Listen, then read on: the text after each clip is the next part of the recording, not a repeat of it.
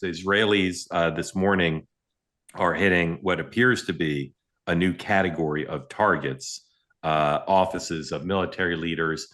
There are reports they hit the largest prison in Iran that holds its kind of most notorious prisoners, maybe notorious in a good way, not to destroy the prison or kill the people there, but to let prisoners escape. And Well, go ahead. 106. Yeah, there you see. IFF. This is Times of Israel. IDF is striking with unprecedented force. Regime targets in Tehran. So this seems to be a new category of targets. This morning on Fox and Friends, Caroline Levitt was out. Here is 109. This is a great distillation of the Trump administration's framing of this mission.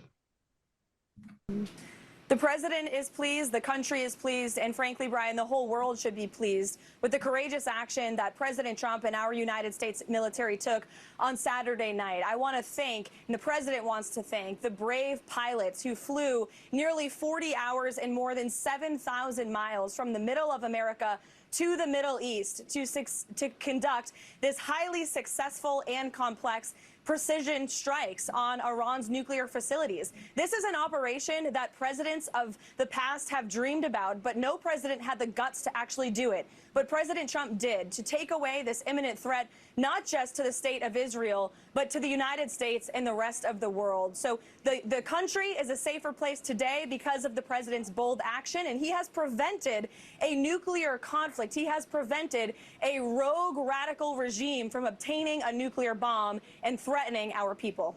So I know the New York Times, at least, would take issue with the notion that it's definitively clear that he's prevented Iran from getting a nuclear bomb. Here is Ted Cruz on the same program from this morning. 110, please. Iran was on the verge of acquiring nuclear weapons. And it's important to understand what happened Saturday night. It was about protecting our ally Israel, yes, but it was even more so about protecting America. Those nuclear weapons, Iran, the Ayatollah is developing ICBMs. That stands for Intercontinental Ballistic Missile. You don't need an ICBM to go from Iran to Israel. They're firing ballistic missiles. why do you So while it's understandable that the media is focusing on the dissenting voices within the Republican Party, like Marjorie Taylor Greene, most Republicans, including Susan Collins and Lisa Murkowski, and even Steve Bannon and Charlie Kirk to some extent, are rallying around the president. So there's lots to discuss. Let's talk first about the president. He's saying obliterated, he's saying destroyed, when in fact even members of his own administration are saying not necessarily. He's saying maybe regime change, when people in his own administration are saying no, not really. So Sean, is the president off message on those 2 points with purpose or just excitement? What's going on? Well, I mean, on the first, I would say it's in the eye of the beholder. I mean, when you take out a target like that, obviously your battle damage assessment is going to take a little bit longer because the depth of which all of that occurred at. Like, you don't have the same. I mean, you can have the visual so that it shows that it was destroyed, whether the capabilities were fully taken out or not. Probably going to take a little bit longer. Let me stop you on that one. If it's not clear, if it's the consensus seems to be that it's not clear, wouldn't he be better off saying we've done extensive damage? There'll be more assessment.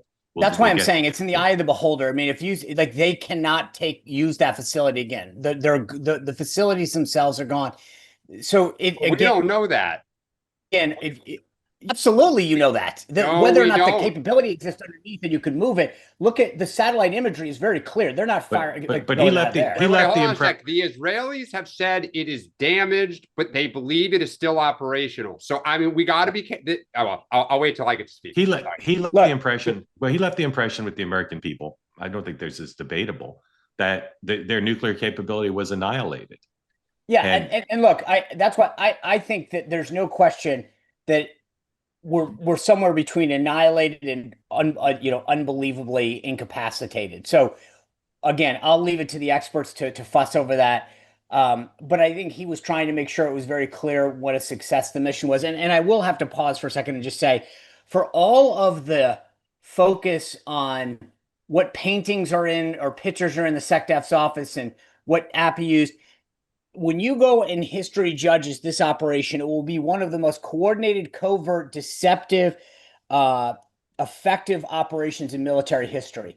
The elements of deception, surprise, jointness that the military has been training on for decades was all present in this exercise. And again, I know no one wants to give Trump credit. I know we want to move on. But at the end of the day, what happened Saturday night will go down in history as one of the most effective military operations that the nation has seen. And I think, again, no one wants to give the guy the due that he deserved. But this is what presidents are made of. Tough decisions only come to the president. The easy ones are get left to the battlefield commanders. This was a tough decision. And I think it will, history will prove the president right on this, because when you look at every aspect that went into this, this doesn't just happen sending a plane or sending a ship and saying firing a missile. The level of coordination, the jointness, the deception, the covertness was unbelievable. And so I think he deserves a ton of credit for what happens, because we've seen in history when presidents don't make the right decisions, don't use the right timing, tend to pull back, at the last minute. And so this also showed for all these people out there that want to use the phrase taco night is canceled, my friends. They say that something that's easy is like a walk in the park. Well, easier than a walk in the park, hit the subscribe button, be part of the two-way community, never miss an episode, be part of our conversations. Thank you for your service to America.